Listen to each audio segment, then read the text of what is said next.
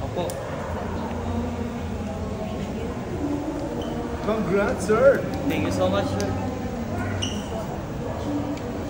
Very sad. I see. How does it feel winning Wish artist. Wish Artist of the Year? First time po eh. Ang hirap i-explain. Basta parang siya. Bagong saya. Parang yung saya na parang ngayon mo lang na-feel. Parang ganun. Something like that. At syempre, blessed yung pakiramdam. Marami ka na namang reason para mas galingan, tas sipagan. At ipagpasalamat lahat kahit pinakamaliliit na bagay. Ano po yung mga aabangan namin kay Flo G? Lahat ng rap kasi married to the game tayo eh, na hindi natin to iiwan hanggat kaya, hanggat nasa akin pa yung lakas na binibigay ng taas. Tuloy-tuloy ito. Abangan nyo lang lahat kasi alam naman niya ng mga nakatutok sa akin, mga nakikinig, love na love ko sila. So kahit mga yayat ako ng mga yayat kakaisip, okay lang sa akin yun. Basta masupply ako sa kanila. Paano yung production kanina? Ilang araw ba prepare or mag-rehearse para? Yung para sa stage kasi tinulungan talaga din ako ng director nung nalaman nila yung idea na gusto ko.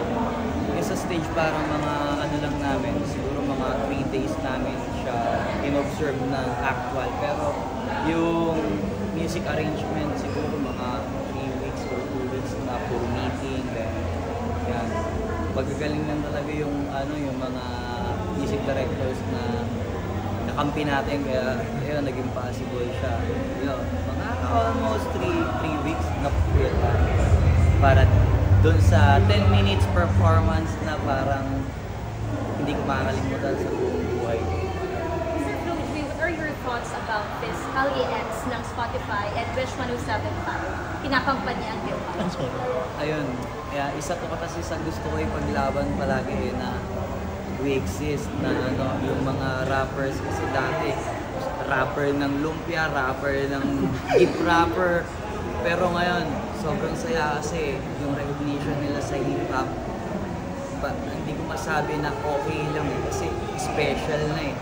Tapos yung nag-combine pa yung Wish at yung Spotify Calyrex, talagang binibigay nila lahat ng pwedeng ibigay kagaya nun. Yung mga request ko sa idea ko para dun sa aking performance number.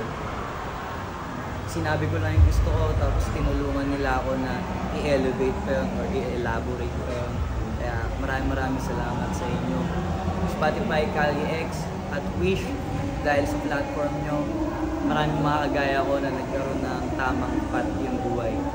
Maraming salamat. Sana maraming pang kagaya ko ang mabigyan nyo ng na makonsinti nyo sa mga gusto nila kasi ako talaga aminado ako sobrang gusto ko na ginagawa ko. Tremendous yung following mo Ina-anticipate mo ba yon? Yung following mo? Sobrang lawak, sobrang laki, sobrang dami. Actually, yung training ko dyan, nung sobrang busy pa namin ng grupo, since noon pa, wala kami ibang ginawa, kundi i-market yung brand namin.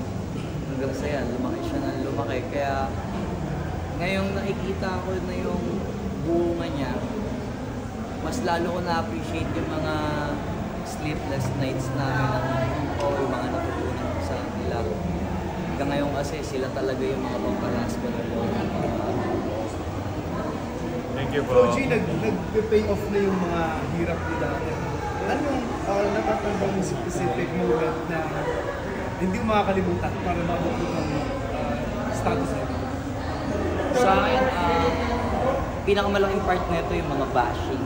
Nun, lalo na nung feeling ko, nung medyo napansin kami sa eksena, parang analog to digital era yung transition na kami yung unang-unang mga visible na nakikipagpapansinan sa digital platform. So kami lahat sumalo ng mga bashing, Jejemon, ganyan-ganyan.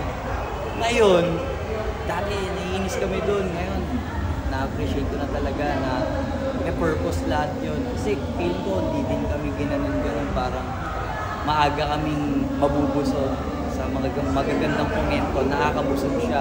Pero dahil nun, puro bad comments, nagutom kami ng gusto.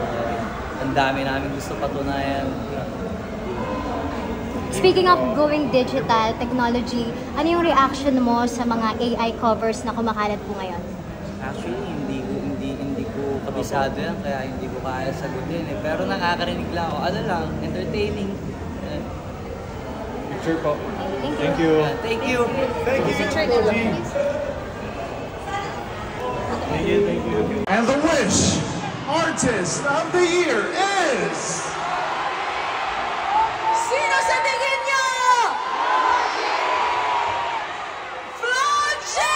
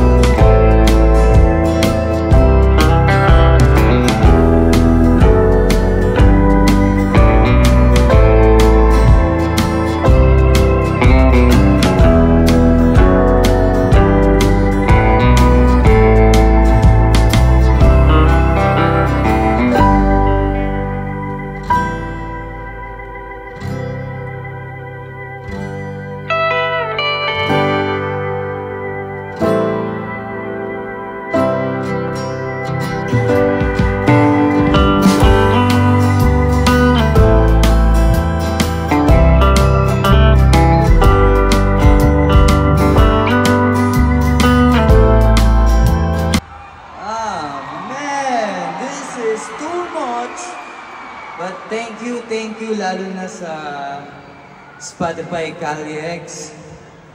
Hindi matutumbasan ng kahit anong bagay ito. Kahit mas mahal yung mga alahas ko dito, panis yun dito. Maraming salamat sa inyo guys. Wala akong ibang sisisihin kung ba't ako nandito, kayong lahat yun. Papakilala ko ulit, ako nga pala si Flo G, batang alabang, di labas na nagabang. Pinagmamalaki ko na batang kalye ako. Hanggang ngayon wala nagbago, nasa kalye pa rin pero ibang usapan na. Maraming salamat yan.